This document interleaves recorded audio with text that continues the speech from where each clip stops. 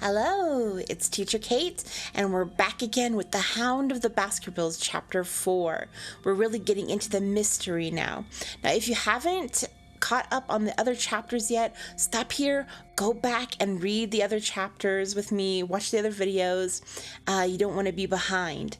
And once again, remember, if you just want to listen, go over to my other channel, McSquidly, and there you can just try practicing your listening skills without the help of the text. Without further ado, let's get started. Here we go. Chapter 4, Sir Henry Baskerville. Our breakfast table was cleared early, and Holmes waited in his dressing gown for the promised interview. Our clients were punctual to their appointment, for the clock had just struck 10 when Dr. Mortimer was shown up, followed by the young baronet. The latter was a small, alert, dark-eyed man, about 30 years of age, very sturdily built, with thick black eyebrows and a strong, pugnacious face. He wore a ruddy-tinted tweed suit and the weather-beaten appearance of one who has spent most of his time in the open air, and yet there was something in his steady eye and the quiet assurance of his bearing which indicated the gentleman. "This is Sir Henry Baskerville," said Dr. Mortimer. "Why, yes," said he, "and the strange thing is, Mr. Sherlock Holmes, that if my friend here had not proposed coming round to you this morning, I should have come on my own account. I understand that you think out little puzzles, and I've had one this morning which wants more thinking out than I am able to give it." "Pray take a seat, Sir Henry. Do I understand you to say that you have yourself had some remarkable experience since you arrived in London?" "Nothing of much importance, Mr. Holmes, only a joke, as like as not. It was this letter, if you can call it a letter, which reached me this morning." He laid an envelope upon the table, and we all bent over it. It was of common quality, grayish in color. The address, Sir Henry Baskerville, Northumberland Hotel, was printed in rough characters. The postmark, Charing Cross, and the date of posting the preceding evening. "Who knew that you were going to the Northumberland Hotel?" asked Holmes, glancing keenly across at our visitor. "No one could have known. We only decided after I met Dr. Mortimer." "But Dr. Mortimer was no doubt already stopping there." No, I had been staying with a friend," said the doctor. "There is no possible indication that we intended to go to this hotel." "Someone seems to be very deeply interested in your movements." Out of the envelope he took a half sheet of foolscap paper folded into 4. This he opened and spread flat upon the table. Across the middle of it a single sentence had been formed by the expedient of pasting printed words upon it. It ran, "As you value your life or your reason, keep away from the moor." The word moor only was printed in ink. "Now," said Sir Henry Baskerville, "perhaps you will tell me, Mr. Holmes, what in thunder is the meaning of that, and who it is that takes so much interest in my affairs." "What do you make of it, Dr. Mortimer? You must allow that there is something supernatural about this at any rate." "No, sir, but it might very well come from someone who is convinced that the business is supernatural." "What business?" asked Sir Henry sharply. "It seems to me that all you gentlemen know a great deal more than I do about my own affairs." "You shall share our knowledge before you leave this room, Sir Henry, I promise you that," said Sherlock Holmes. "We will confine ourselves for the present, with your permission, to this very interesting document, which must have been put together and posted yesterday evening. Have you yesterday's Times, Watson?" "It's here in the corner." "Might I trouble you for it?" "The inside page, please, with the leading articles." He glanced swiftly over it, running his eyes up and down the columns. "Capital article, this on free trade. Permit me to give you an extract from it. You may be cajoled into imagining that your own special trade or your own industry will be encouraged by a protective tariff, but it stands to reason that such legislation must in the long run keep away wealth from the country, diminish the value of our imports, and lower the general conditions of life in this island." "Oh, what do you think of that, Watson?" cried Holmes in high glee, rubbing his hands together with satisfaction. "Don't you think that it is an admirable sentiment?" Dr. Mortimer looked at Holmes with an air of professional interest, and Sir Henry Baskerville turned a pair of puzzled dark eyes upon me. "I don't know much about that tariff thing of the kind," said he, "but it seems to me we've got a bit of the trail so far as the note is concerned." "On the contrary, I think we are particularly hot upon the trail, Sir Henry. Watson here knows more about my methods than you do, but I fear that even he has not quite grasped the significance of the sentence." "No, I confess I see no connection." "And yet, my dear Watson, there is so very close a connection that one is extracted out of the other. You, your, life, reason, value, keep away, from the. Don't you see now whence these words have been taken?" "By thunder, you're right. Well, if that isn't smart," cried Sir Henry. If any possible doubt remained, it is settled by the fact that keep away and from the are cut out in one piece. "Well, now, so it is." "Really, Holmes, this exceeds anything which I could have imagined," said Dr. Mortimer, gazing at my friend in amazement. "I could understand anyone saying that these words are from the newspaper, but that you should name which, and add that it came from the leading article. It really is one of the most remarkable things which I've ever known. How did you do it?" "I presume, Doctor, that you could tell the skull of a..." We're going to edit that word out, "from that of an..." and that word as well. "Most certainly." "But how?" "Because that is my special hobby. The differences are obvious. The supraorbital crest, the facial angle, the maxillary curve, But this is my special hobby, and the differences are equally obvious.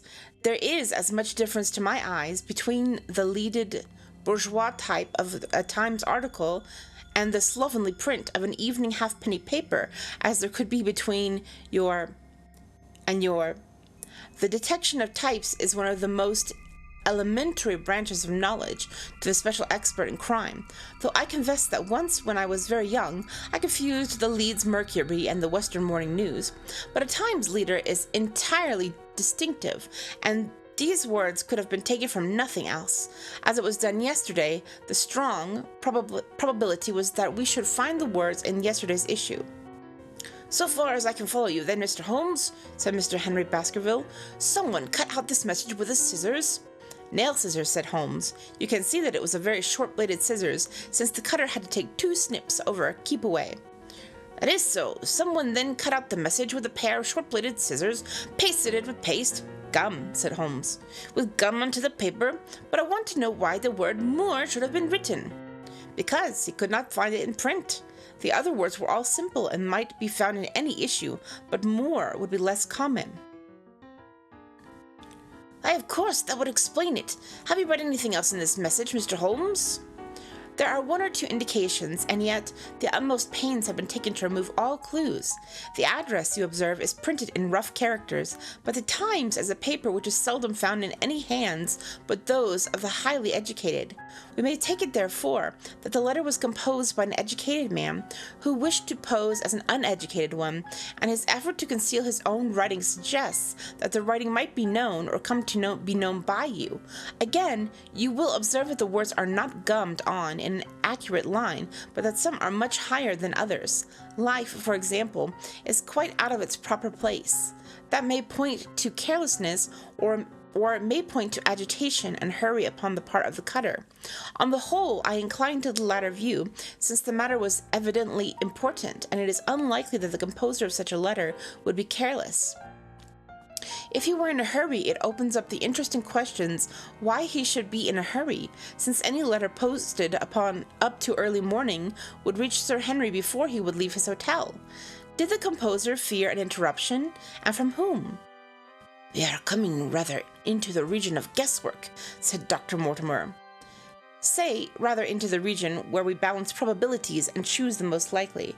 It is a scientific use of the imagination, but we have always some material basis on which to start our speculation. Now, you would call it a guess, no doubt, but I am almost certain that this address has been written in a hotel." "How in the world can you say that?" "If you examine it carefully, you will see that both the pen and the ink have given the writer trouble. The pen has spluttered twice in a single word, and has run dry 3 times in a short address, showing that there was a little ink in the bottle. Now, a private pen or ink bottle is seldom allowed to be in such a state, and the combination of the two must be quite rare. But you know the hotel ink and the hotel pen, where it is rare to get anything else. Yes, I have very little hesitation in saying that we could examine the waste paper baskets of the hotels around Charing Cross until we found the remains of the mutilated Times leader. We could lay our hands straight upon the person who sent the singular message. Hello, hello, what's this? He was carefully examining the fool's cap upon which the words were posted, holding it only an inch or two from his eyes. Well? Nothing, said he, throwing it down. It is a blank half-sheet of paper without even a watermark upon it. I think we have drawn as much as we can from this curious letter. And now, Sir Henry, has anything else of interest happened to you since you have been in London? Why, no, Mr. Holmes, I think not. You have not observed anyone follow or watch you? I seem to have looked right into the thick of a dime novel, said our visitor. Why in thunder would anyone follow or watch me? We're coming to that. You have nothing else to report to us before we go into this matter? Well, it depends upon what you think worth reporting. I think anything out of the ordinary routine of life well worth reporting. Sir Henry smiled.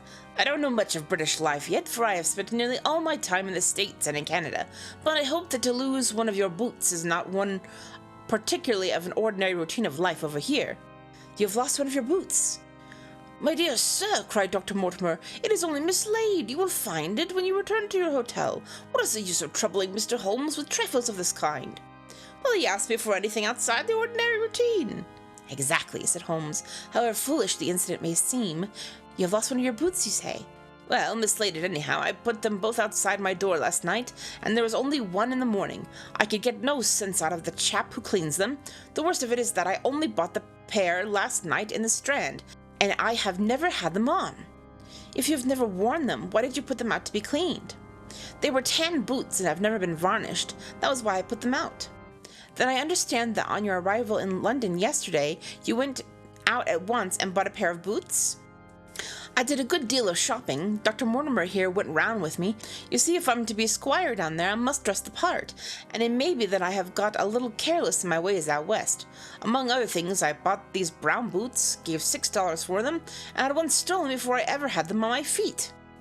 It seems a singularly useless thing to steal, said Sherlock Holmes. I confess that I share Dr. Mortimer's belief that it will not be long before the missing boot is found. And now, gentlemen, said the baronet with decision, it seems to me that I have spoken quite enough about the little that I know. It is time that you kept your promise and gave me a full account of what we are all driving at. Your request is a very reasonable one, Holmes answered. Dr. Mortimer, I think you could not do better than to tell your story as you told it to us. Thus encouraged, our scientific friend drew his papers from his pocket and presented the whole case as he had done upon this morning before. Sir Henry Baskerville listened with the deepest attention and the occasional exclamation of surprise.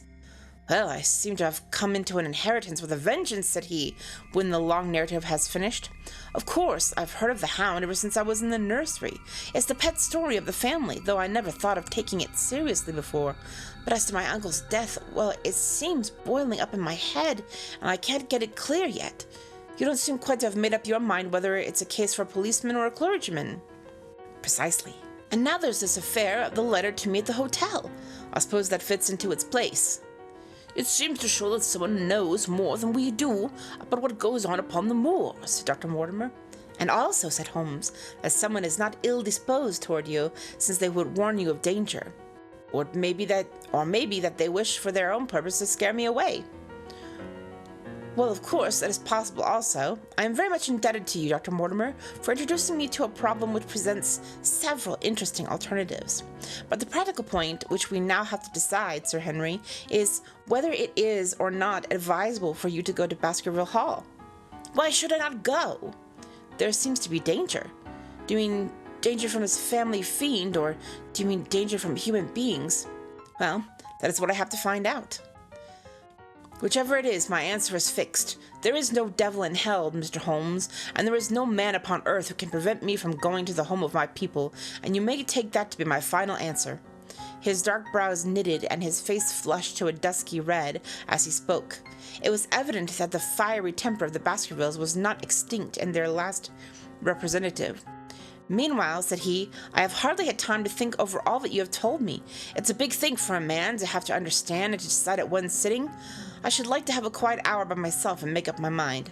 Now, look here, Mr. Holmes, it's 11:30 now, and I'm going back right away to my hotel.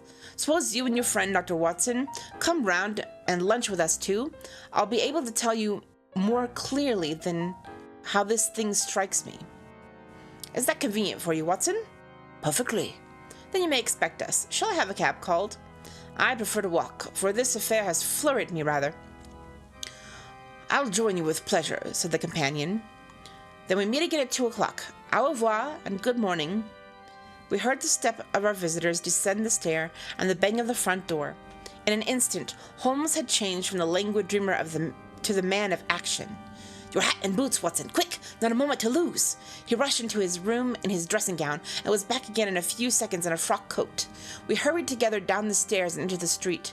Dr. Mortimer and Baskerville were still visible, about 200 yards ahead of us in the direction of Oxford Street. "Shall I run and stop them?" "Not for the world, my dear Watson. I'm perfectly satisfied with your company, if you will tolerate mine. Our friends are wise, for it is certainly a very fine morning for a walk." He quickened his pace until we had decreased the distance which divided us by about half. Then, still keeping 100 yards behind, we followed into Oxford Street, and so down Regent Street. Once our friends stopped and stared into a shop window, upon which Holmes did the same. An instant afterward he gave a little cry of satisfaction, and following the direction of his eager eyes, I saw that a hansom cab, with a man inside, which had halted on the other side of the street, was now proceeding slowly onward again. "There's our man, Watson. Come along. We'll have a good look at him if we can do no more." At that instant I was aware of a bushy black beard and a pair of piercing eyes turned upon us through the side window of the cab. Instantly the trapdoor at the top flew up, something was screamed to the driver, and the cab flew madly off down the Regent Street. Holmes looked eagerly round for another cab, but no empty one was in sight. Then he dashed in wild pursuit amid the stream of the traffic, but the start was too great, and already the cab was out of sight. "There now," said Holmes bitterly, as he emerged panting and white with vexation from the side of the vehicles. "Was ever such bad luck and such bad management too, Watson?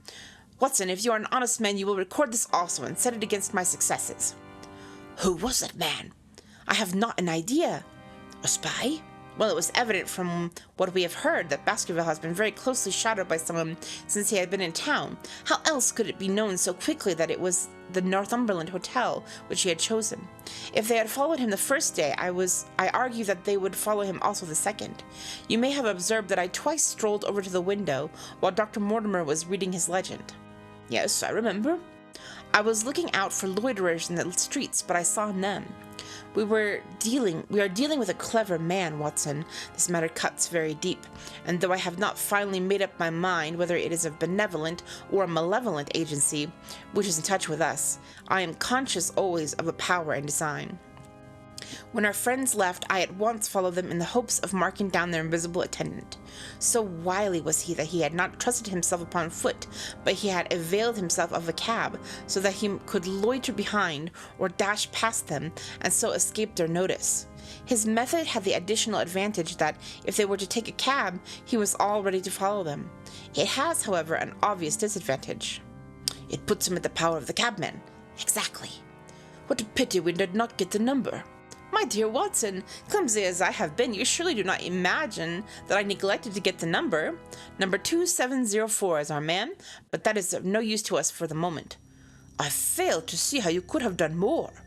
On observing the cab, I should have instantly turned and walked in the other direction. I should then, at my leisure, have hired a second cab and followed the first at a respectful distance, or, better still, have driven to the Northumberland Hotel and waited there. When our unknown had followed Baskerville home, we should have had the opportunity of playing his own game upon himself and seeing where he made for. As it is, by an indiscreet eagerness which was taken advantage of with extraordinary quickness and energy by our opponent, we have betrayed ourselves and lost our man. We had been sauntering slowly down Regent Street during this conversation, and Dr. Mortimer with his companion had long vanished in front of us. There is no object in our following them," said Holmes. "The shadow has departed and will not return. We must see what further cards we have in our hands and play them with decision. Could you swear to that man's face within the cab?" I could only swear to the beard. And so could I, from which I gather that, in all probability, it was a false one.